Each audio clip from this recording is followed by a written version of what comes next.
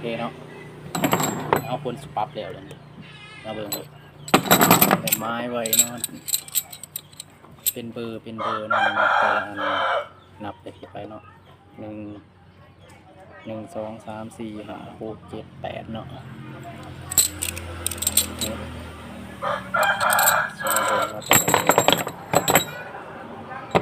เบิ่งไอ้ตัวนี้ไอเสีย4ตัวนี่เราสิได้ไม้ไว้เนาะเพราะว่าถ้าเฮาคนสุดปั๊บถ้าเฮาบ่ไม้ไว้นี่มันแต่ละปางมันสิบ่เอาเรื่องว่ามันสิบ่นั่นนะเฮาคนมันสิบ่เสมอกันเนาะตัวใดมันนี่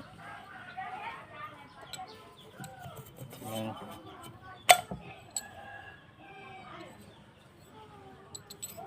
Number 2 จุ่มลีนเอาจุ่มลีนก่อนใช่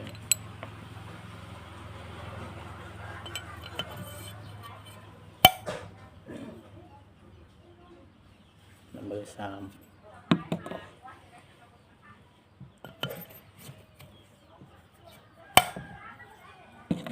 Number 4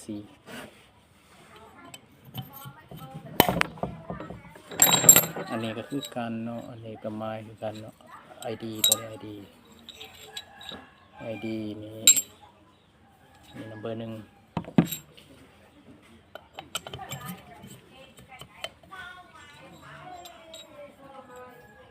ตัวนี้Number 2Number 3Number 4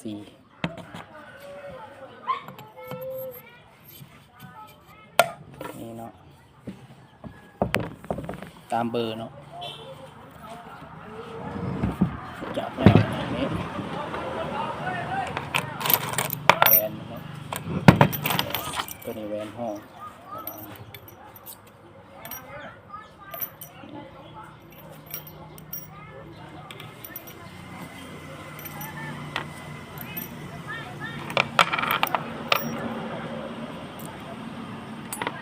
มีสปริงเนาะนี่สำคัญสุดเนาะ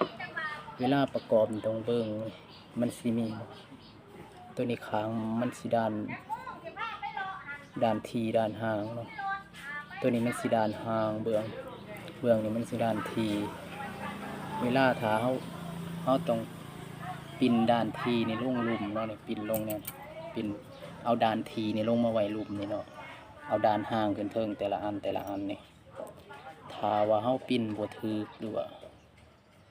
หักกัดได้แต่ว่าแรงอัดมันสิบ่อยากดีเนาะเพราะว่าความยืดหยุ่นของมันเนาะถ้าตัวนี้มันถี่เวลามันบีบลงจังซี่ถ้าเอาทั้งนี้ขึ้นทั้งทีขึ้นแล้วมันสิกดบ่ได้ไหลบ่หลายความยืดหยุ่นมันได้บ่หลายเนาะมันต้องใส่ตัวนี้เนาะ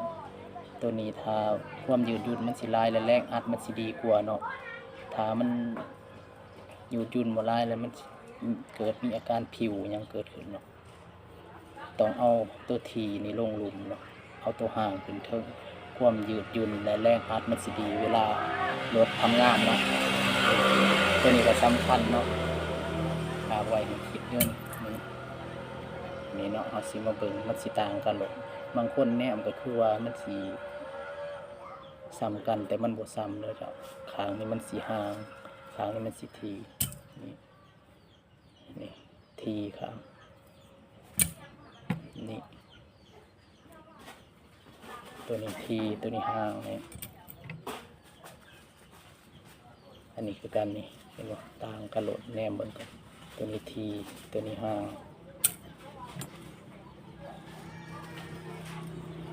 ตัวนี้ทีตัวนี้ห่างตัวนี้ทีตัวนี้ห่างก็เป็นเพิ่งอยู่เสมอเนาะเพื่อความยืนยนและแรงอัดดีฝากไว้คิดเด้อ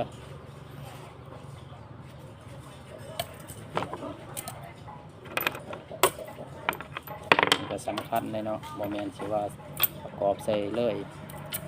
บ่เบิ่งเบื้องมัน